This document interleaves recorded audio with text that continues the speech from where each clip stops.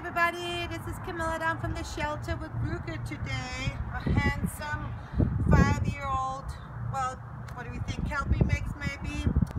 Ruger came with not a lot of experience and life skills, so as you can see, and now he's actually doing pretty good.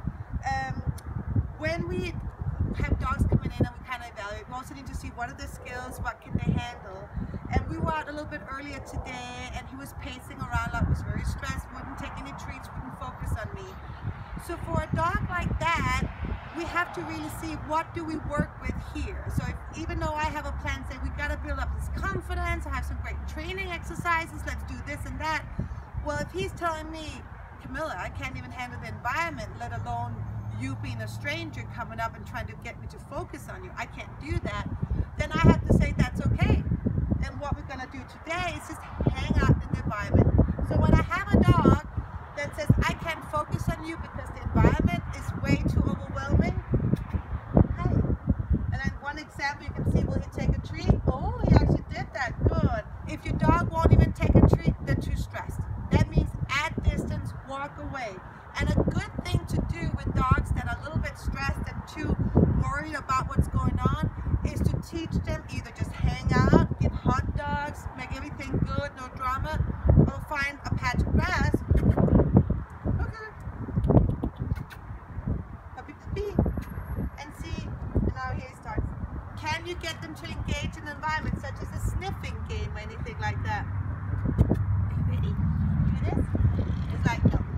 No way.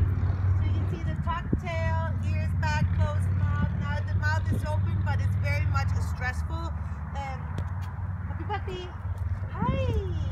So Rook, yeah. Hi, that's a good boy. And just the fact that I've been out with him just about half an hour ago, and the way he's acting out differently tells me that this dog takes it all in, digests it, makes some connections about, I can handle this. And next time we took him out this time, he could handle the environment a lot faster. He could go with us a lot faster. So already I saw huge improvements, which for many might look like tiny steps, but for Ruger, it's huge, right? So you gotta learn about body language. You gotta see, where is your dog at? What can he handle? And sometimes all they can handle is just to hang out, look at the environment, but they cannot handle, sit, focus, anything like that. That's okay, that's what we work with. So he's gonna be very interesting for us to work with and see how we can help him build up his confidence and thereby start doing some training exercises, actually give him some more skills. But remember people, it is so important that we train our dogs and give them skills that they can handle everyday life and new situations for Ruger here. So just a little reminder, and what you should do if your dog cannot pay attention to you is check in with your dog. Are they stressed? Are they anxious? If so, do we need to add some distance? Can we get them to just hang out and engage in the environment, in the grass? And then that's where you're going to start with them. So just a little reminder, have a great day. Thank you.